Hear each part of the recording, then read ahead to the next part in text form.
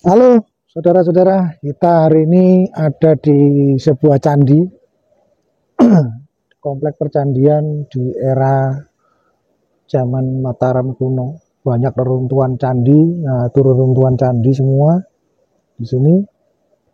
Dan ini candi yang bahannya juga aneh, batunya bukan batu andesit tapi batu yang warnanya kemerah-merahan. Ini batu bukan bata ya. Ini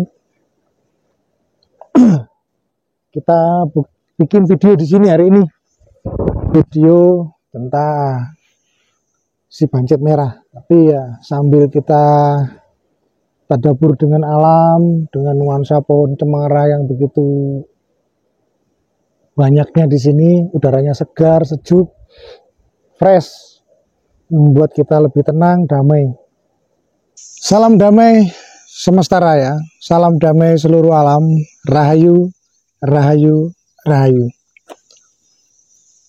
Jumpa kembali, kita hari ini bikin video lagi. Saya hari ini berada di sebuah candi peninggalan di era-era Mataram kuno, masih di era Mataram kuno, di pinggir hutan cemara, bukan hutan pinus ya, hutan cemara. Di sini pohonnya pohon cemara.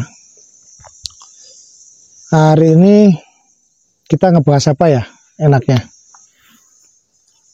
Ngebahas si Bancet Merah lagi, oke. Tapi sedikit wawasan untuk semuanya. Jika si Bancet Merah mengatakan dukun itu kalau nggak nipu ya cabul, dukun itu penipu, dukun itu tukang bikin konten-konten settingan, oke, yang kayak begini nih, kayak video ini tuduhannya dia. Dukun itu cuma ada dua, kalau nggak nipu ya cabul. Jadi kita kembali mengulas sejarah dukun dulu di tanah Jawa ini ya khususnya. Apa sih sebenarnya dukun dan siapa dukun itu? Kalau kita menilik satu tempat yang namanya Tengger atau Gunung Bromo, di sana ada namanya Tengger, di puncak Gunung Bromo. Di lereng Gunung Bromo itu ada daerah Tengger. Di sana seorang, ya kalau resi kan orang Hindu ya, karena mungkin bukan Hindu, pada era-era itu bukan Hindu. Jadi dukun itu adalah resi itu sendiri. Jadi orang yang bergelar Dwijati atau Dwija, yang memiliki pengetahuan dua, yaitu tentang ketuhanan, alam ketuhanan dan alam manusia serta makhluk yang lainnya. Jadi bagaimana bekerja pada spiritualitas dan pada mentalitas dan moralitas. Yang berpengetahuan di bidang itu disebut Dwijati, Dwija. Dan orang itulah yang sebenarnya adalah dukun. Artinya orang yang selalu membuat ritual-ritual khusus, membuat upacara-upacara khusus untuk alam semesta dan juga untuk banyak manusia, sehingga ritual-ritual, ritus-ritus spiritual yang dibuat itu betul-betul sampai pada tujuannya, dan itu dipimpin oleh seorang Dwijati atau Dwija atau dukun. Jadi kalau dukun itu dikatakan penipu, begini, bla bla bla bla. Dukun berkedok agama yang ada di YouTube, ya ingat baik-baik. Nggak pernah ada sejarahnya gue panik ataupun takut. Tinggal lu tanyain aja. Si pembela dukun itu, atau si dukun-dukun yang kamu yakini sakti, yang katanya berkedok gus, kiai, ustadz, dan lain sebagainya, atau pendeta, pastor, dan lain sebagainya, berani nggak pembuktian sama? Itu sangat keliru. Artinya melukai orang banyak. Sebab apa? Dukun itu orang yang mengerti tentang moralitas, etika, dan juga memahami tentang alam ketuhanan. Artinya dukun itu adalah pemuka sebuah agama, kalau kita katakan resi. Kalau di agama Islam, Berarti ustadz, kiai itu dukun karena mengerti pemahaman agama dan pemahaman ketuhanan. Dan juga bisa membantu berbagai macam kepentingan orang ketika berdoa. Mungkin orang kematian didoakan, orang yang sedang hajatan, pernikahan didoakan. Jadi salahnya di mana dukun ini? Kalau orang-orang beragama saja itu kan dengan bahasa istilah-istilah dari Arab ya, ustadz. Kalau kiai itu kan istilah dari Jawa sendiri di era-era pertengahan, karena orang yang dituakan disebut kiai. Pada masa dulunya disebut dukun. Orang yang mengerti agama sudah membuat gelar atau diberikan gelar Dwi Jati atau Dwija atau Dwi Jendra, maka orang itu adalah dukun. Kalau di saudara-saudara kita yang kapitayan beda lagi. Jadi orang yang memimpin itu justru dukunnya disebut dogol. Nah, kalau daerah-daerah kapitayan menyebutnya dogol. Jangan sampai kita mengata-ngatai seorang dogol, artinya wah dogol ini. Nah, nanti dikira kita melecehkan pemimpin upacara keagamaan. Jadi apa yang dilakukan si Bancet Merah ini sebenarnya penghinaan yang sangat luar biasa terhadap ya tadi profesi orang-orang tua dulu ya, terutama di tanah Jawa ini. Kalau dukun dituduh penipu keliru. Jadi saya kalau boleh cerita, salah satu orang yang kita kenal di media sosial, pernah dengar namanya Joko Arek ya, Joko Arek Lawu. Mbahnya Joko atau eyangnya Joko, jangan remehkan Joko, itu jelek-jelek begitu. Orang yang memiliki pemahaman tinggi Joko itu. Joko Arek itu adalah cucu dari seorang tabib keraton atau dari Mangkunegoro ya, Mangkunegaran. Beliau ahli dalam herbal di lereng Gunung Lawu, jadi ditanami herbal semua di sekitar Gunung Lawu dulu, tepatnya daerah Pringgondani, dan banyak meramu-ramu obat-obatan tradisional dulunya untuk dibawa ke keraton. Jadi gelar beliau adalah Satrio Negoro. Jadi Joko Arek itu ya Raden Joko Satrio Negoro. Artinya bukan orang remeh-remeh, bukan kayak si Bancet Merah ini. Jangan-jangan nih mbahnya si Bancet Merah ini dulu berguru sama mbahnya Joko Arek ini di Gunung Lawu sana. Tapi nggak ngakui kalau mbahnya dukun kampung. Ini ruwet ini si Bancet Merah ini. Jadi sebenarnya mbahnya Joko itu punya kakak yang sekarang yang dulu mendirikan perguruan Cempaka Putih. Beliau bergelar yang Dwija, itu Dwi Jati. Artinya apa? Orang yang memahami tentang moralitas, etika, dan juga memahami tentang keagamaan. Artinya juga memahami tentang ketuhanan. Makanya beliau bergelar Dwija, diberikan gelar Dwija atau Dwi Jati. Jadi eyangnya Joko juga seorang dukun. Ya, Joko kenapa kok memburu dukun-dukun palsu? Ya memang saat ini banyak yang bukan dukun, yang hanya bisa memberikan pertolongan dalam hal pengobatan-pengobatan ringan, sudah diberi gelar dukun atau mengaku dukun, padahal itu bukan dukun. Dan juga banyak yang melakukan praktek-praktek menyimpang dari apa yang dilakukan sebenarnya oleh dukun. Artinya apa? Saat ini kita tidak boleh mengeneralisir terhadap siapapun atau apapun yang kita lihat bahwa itu dukun. Kalau kita mengatakan itu, artinya kita menghina leluhur kita. Ya Joko Arek sendiri memburu dukun-dukun palsu ini diburu. Untuk apa? Ya untuk menunjukkan bahwa dukun yang asli itu tidak seperti itu, tidak memberikan pesugihan, tidak memberikan hal-hal yang sifatnya aneh-aneh, uang gaib, uang balik, penggandaan uang, itu bukan dukun ya, itu oknum-oknum penipu. Jadi kalau dukun itu sebenarnya memang mengajari orang tentang agama, etika, moralitas, kemanusiaan, dan ketuhanan. Itu adalah dukun.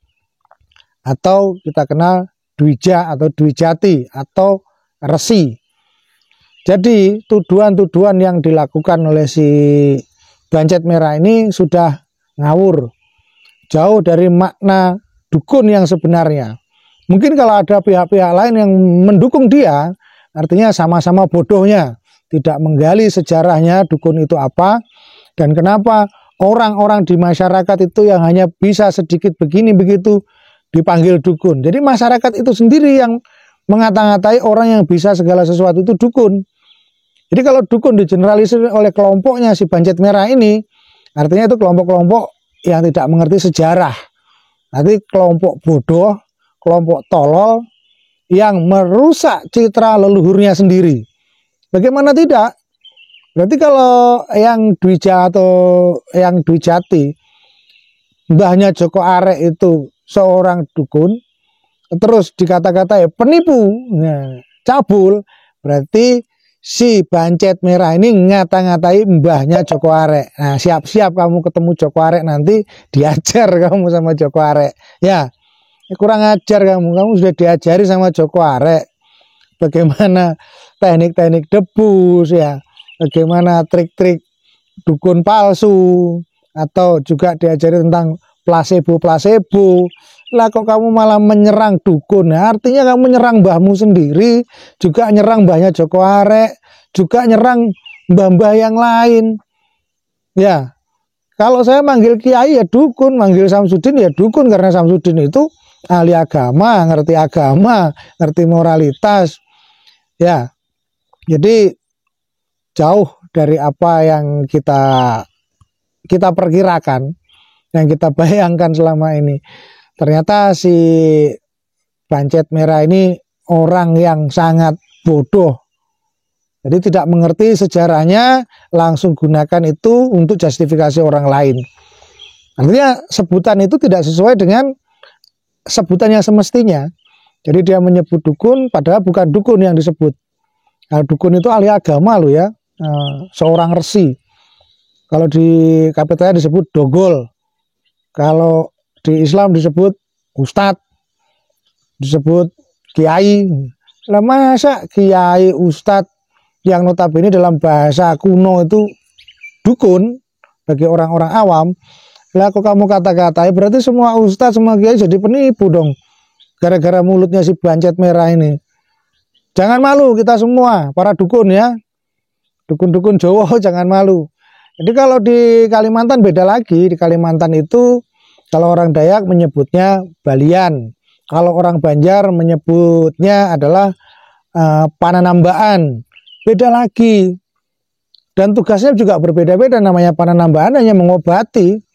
Bukan mendatangkan uang gaib atau mendatangkan penggandaan uang, itu tidak ada, atau memberikan jimat-jimat. Namanya pananambaan yang mengobati,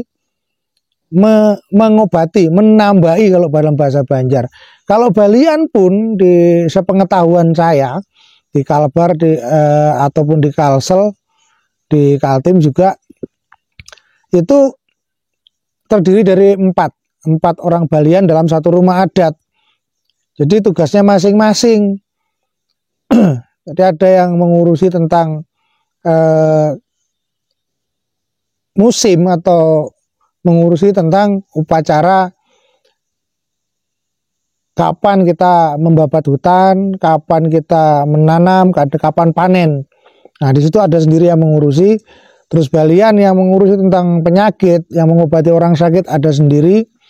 Dan juga ada dua balian lain lagi yang mengurusi tentang upacara adat. Dan mereka bekerja sama, tidak saling bermusuhan, sadar akan tugasnya masing-masing. Di Jawa pun juga demikian. Jadi sebenarnya dukun itu ada spesialisnya masing-masing, nggak sembarangan. Jadi kalau si Bancet Merah ini mengeneralisir dukun Kalimantan, nah, dukun-dukun Dayak, mana ada dukun di tempat orang Dayak, itu tololnya dia. Yang ada balian, dan balian itu masing-masing. Jadi tugasnya masing-masing tidak sama. Jadi kalau pengetahuannya masih minim, mending diam, belajar, keliling Indonesia dulu, pelajari dulu adat, budaya, dan istiadat yang ada ini. Kalau kamu seenaknya saja mengata-ngatai orang, lama-lama kamu nanti, ya sepandai-pandainya tupai itu melompat, pasti akan jatuh. Sepandai-pandainya kamu berkelit, kamu akan masuk penjara nanti kalau terus-terusan seperti itu. Ingatkan omongan saya ini ya, Bancet Merah. Teruskan saja cara kamu seperti itu. Lama-lama kamu nanti akan masuk penjara. Pasti setiap manusia itu punya naas. Saat ini belum naasmu, tunggu tanggal mainnya. Sampai tiba naasmu, jatuh kamu nanti. Ingat itu. Kamu mengata-ngatai mbahmu sendiri, mbahmu dukun, kamu kata-katai, ya kan? Kalau bukan nipu, cabul, berarti mbahmu sendiri, dukun di Slogoimo sana itu, ya tukang tipu dan juga cabul kalau begitu ya. Karena mbahmu itu dukun kampung di Slogoimo. Kamu itu cucunya dukun, dan kamu dukun sulap sekarang. Dukun YouTube. Kerjamu otak-atik YouTube. Jadi mungkin karena saat ini menurun ya, si Bancet Merah ini gusar. Jadi hidupnya ditopang oleh YouTube-nya, oleh channel YouTube-nya. Mungkin gusar dia, takut semakin anjlok, makanya bertingkah yang macam-macam, yang aneh-aneh supaya YouTube-nya rame. Kenapa tidak? Ya karena kalau orang sudah males nonton ya, contohnya ketika dia bikin YouTube itu penontonnya cuman ya paling 10.000 sampai 50.000. Nah, dari 3 juta subscriber. Kalau cuma 50.000 penghasilannya berapa? Otomatis dia harus menyewa robot penonton. Jadi untuk meng-up itu ya mungkin sampai 100.000 atau 200.000 viewers, dia harus pakai robot penonton. Dan menyewa robot penonton itu kan keluar duit. Ya oke lah, masih untung kalau penghasilan 50 juta. Nah, terus dipotong sewa robot penonton itu paling dia terima ya 30 juta. Tapi kalau terus-terusan begitu kan kacau. Makanya dia buat bagaimana YouTube-nya dia ini supaya rame dengan membuat senggol-senggol dengan orang lain, berkonflik dengan orang lain yang lagi viral. Supaya apa? Tanpa sewa robot penonton itu YouTube-nya dia rame. Nah, ini kan curang. Nah, ini tujuan dia. Contohnya korbannya adalah Gus Samsudin. Gus Samsudin kena ya kan, berapa juta viewers dan berapa yang dia dapat? Hampir setengah M ya, 500 miliar 500 juta ya dari satu video yang dia buat dalam 1 bulan itu ketika dengan Gus Samsudin. Akhirnya apa? Ya semakin lama semakin merosot. Karena itu kan cuma temporer, seketika aja sebesar itu dapatnya. Jadi kita lebih cerdas lagi. Jangan mau dibodohi oleh si Bancet Merah ini. Cuman seperti itu aja permainannya, permainan kotor. Oke, para netizen mungkin lebih cerdas. Ini hari menambah wawasan lagi tentang sejarah dukun itu ada, dan sebutan dukun itu kepada siapa, dan apa yang dilakukan oleh para dukun. Jadi tuduhan-tuduhan yang dibuat oleh si Bancet Merah ini kepada para dukun itu keliru. Jadi dukun itu yang mana yang dituduh tidak jelas. Karena dukun Jawa itu jelas. Makanya semua dukun diam, tidak membalas. Didiamkan saja. Ditunggu, kalau orang Jawa bilang ngenteni titik kolo mangsane. Ditunggu kapan kejatuhan kamu dan disyukurin sama orang banyak. Itu yang dilakukan oleh para dukun-dukun yang sesungguhnya dukun. Jadi yang dituduh sama dia itu adalah orang-orang yang pura-pura menjadi dukun, bukan dukun yang sesungguhnya. Jadi kalau kamu mengata-ngatai dukun yang sesungguhnya, hati-hati. Sama Joko Arek kamu diajar kamu nanti. Karena banyak Joko Arek itu dukun yang benar, gelarnya jelas, Dwi Jati, Eyang Dwija, dan pendiri sebuah perguruan silat yang terkenal di Indonesia, yaitu Cempaka Putih. Hati-hati. Siap-siap kamu ketemu Joko Arek ya, nanti ya, si Bancet Merah ya. Kamu mengata-ngatai dukun sih. Makanya jangan sok ngata-ngatain dukun. Dukun itu dihargai, dihormati, dimuliakan di tanah Jawa ini. Nggak tahu daerah lain, orang-orang yang hanya bisa menyembuhkan orang sedikit dipanggil dukun. Padahal dukun yang sesungguhnya adalah pemuka agama, yaitu Dwija atau Dwi Jati. Terima kasih. Mudah-mudahan ini semua bisa menambah wawasan panjenengan-panjenengan yang nonton channel saya. Mungkin kita jumpa lagi di lain kesempatan dengan video yang berbeda dan tema yang berbeda. Salam damai semesta raya, salam damai seluruh alam. Rahayu, rahayu, rahayu.